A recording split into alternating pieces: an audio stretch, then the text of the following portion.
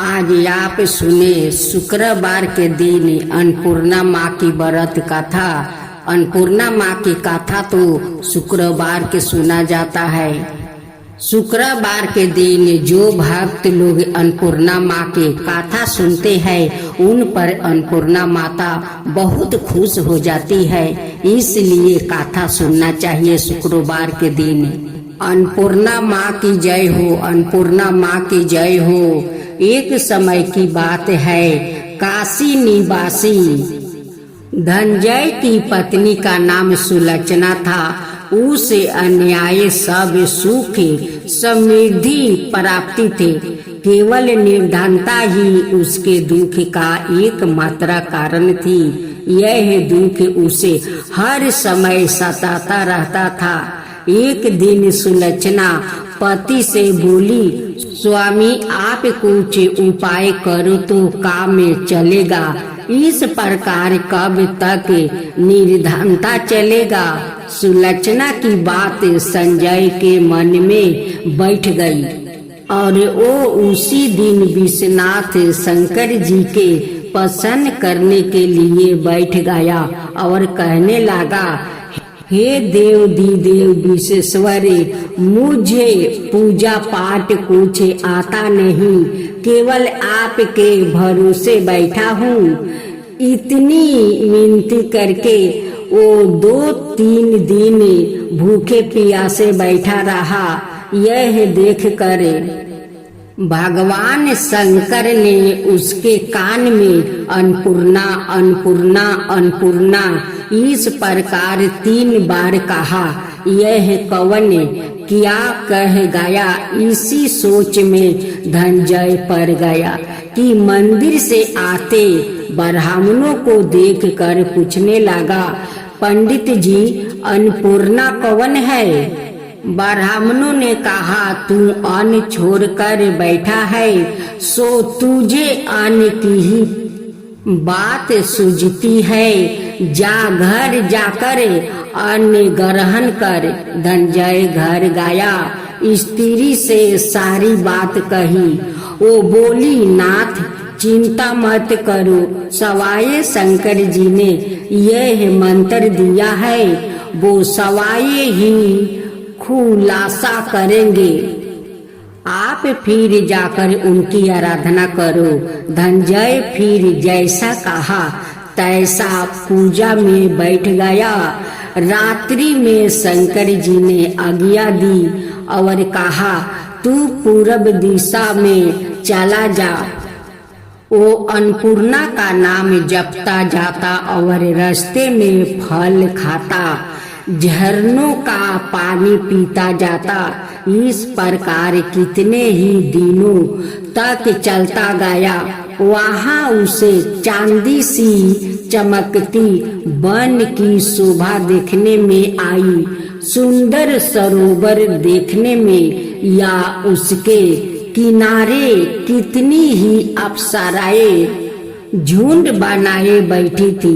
एक कथा सुनती और सब मिलकर माँ अन्नपूर्णा इस प्रकार बार बार कहती थी।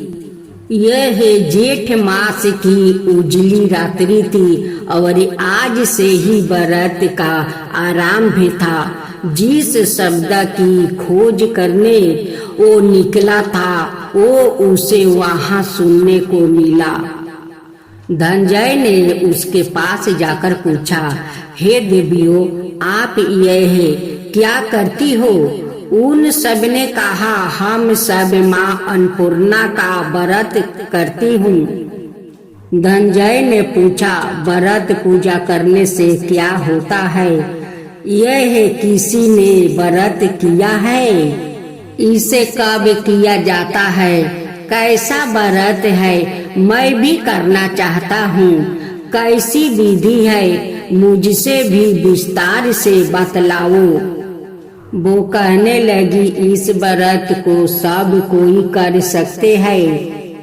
21 दिन तक के लिए 21 गांठ का सूत लेना चाहिए। 21 दिन यादी ना बने तो एक दिन उपवास करे, यह भी ना बने तो केवल काथा सुनकर प्रसाद ले, निराहार रह कर काथा कहे। काथा सुनने वाले कोई ना मिले तो पीपल के पत्तों को राख कर सुपारी या घृत कुमारी वृक्ष को सामने राख कर दीपक को साक्षी कर सूर्या गाए, तुलसी या महादेव को बिना काथा सुनाए, मुख में दाना ना डाले, यदि भूल से कुछ पड़ जाए तो एक दिवस फिर उपवास करे, व्रत के दिन क्रोध ना करे और झूठ ना बोले। संजय बोला, इस व्रत के करने से क्या होगा? वो कहने लगी, इसके करने से अंधों को नेत्र मिले, लूलों को हाथ मिले, निर्धन के घर धन आए, बाजिन को संतान मिले, मूर्ख को विद्या आए। जो जिस कामना से व्रत करे माँ उसकी इच्छा पूरी करती है। वो कहने लगा, बहनों, मेरे पास भी धन नहीं है, विद्या नहीं है, कुछ भी तो नहीं है, मैं तो दुखिया ब्राह्मण हूँ, मुझे इस व्रत का सूत दोगी? हाँ भाई, तेरा कल्याण हो, हम तुम्हें अवश्य दूंगी, ले इस व्रत का मंगल सूत ले। धनंजय ने व्रत किया, व्रत पूरा हुआ। सभी सरोवर में से 21 खंड की सोरन सीधी हीरा मोती जरी हुई प्रकट हुई। धनंजय जय अन्नपूर्णा अन्नपूर्णा कहता जाता था। इस प्रकार कितनी ही सीढ़ियां उतर गया तो क्या देखता है कि करोड़ों सूर्य से प्रकाशमान अन्नपूर्णा का मंदिर है। उसके सामने सौरन सिंहासन पर माता अन्नपूर्णा विराजमान है। सामने भिक्षा हेतु शंकर भगवान खड़े हैं। देवगणों चावर डोलाती है, कितने ही हथियारों बंधे पहरा देती है। धनंजय दौड़ कर जगदम्बा के चरणों में गिर गया। देवी उसके मन का कैले से जान गई। धनंजय कहने लगा, माता आप तो अंतर्यामी हो, आपको अपनी दशा क्या बताऊं? माता बोली, मेरे व्रत किया है, जा संसार तेरा सत्कार करेगा। माता ने धनंजय की जीभा पर विराजे मंत्र लिख दिया। अब तो उसके रोम रोम में विद्या प्रकट हो गई। इतने में क्या देखता है कि वो काशी विश्वनाथ के मंदिर में खड़ा है। माँ का वरदान ले धनंजय घर आया। सुलक्षणा से सब बात कही। माता जी की कृपा से उसके घर में संपत्ति उमड़ने लगी। छोटा सा घर बहुत बड़ा गिना जाने लगा। जैसे शहद के छत में मक्खियाँ जमा होती है, उसी प्रकार उनके संग संबंधित आकर उसकी बड़ाई करने लगे। कहने लगे, इतना धन और इतना बड़ा घर, सुंदर संतान नहीं हो तो इस कमाई का कौन भोग करेगा? सुलक्षणा से संतान नहीं है, इसलिए तुम दूसरा विवाह करो। अनिच्छा होते हुए भी संजय को दूसरा विवाह करना पड़ा और सती सुलक्षणा को सवत का दुख उठाना पड़ा। इस प्रकार दिन बीतते गए। फिर जेठ मास आया। नए बंधन से बंधे पति से सुलक्षणा ने कहलाया कि हम व्रत के प्रभाव से सुखी हुए हैं, इस कारण यह व्रत छोड़ना नहीं चाहिए। यह माता जी का प्रताप है जो हम इतने संपन्न और सुखी है। सुलक्षणा की बात सुन संजय उसके यहाँ आया और व्रत में बैठ गया। नई बहू को इस व्रत की खबर नहीं थी। वो धनंजय के आने की राह देख रही थी। दिन बीतते गए और व्रत पूर्ण होने में 3 दिवस बाकी थे कि नई बहू को खबर पड़ी।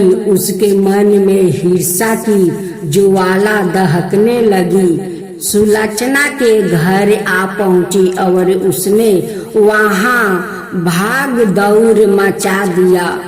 वो धनंजय को अपने साथ ले गई। नए घर में धनंजय को थोड़ी देर के लिए नींद आ गया।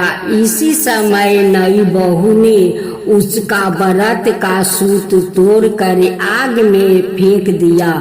अब तो माता जी का कोप जाग गया। घर में अकस्मात आग लग गई। सब कुछ जल कर खाक हो गया। सुलक्षणा जान गई और पति को फिर अपने घर ले आई। नई बहू रूठ कर पिता के घर जा बैठी।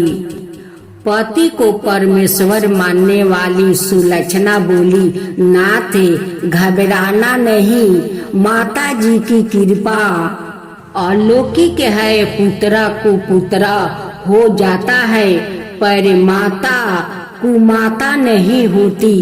अब आप श्रद्धा और भक्ति से आराधना शुरू करो, वो जरूर हमारा कल्याण करेगी। धनंजय फिर माता के पीछे पड़ गया। फिर वही सरोवर सीढ़ी प्रकट हुई।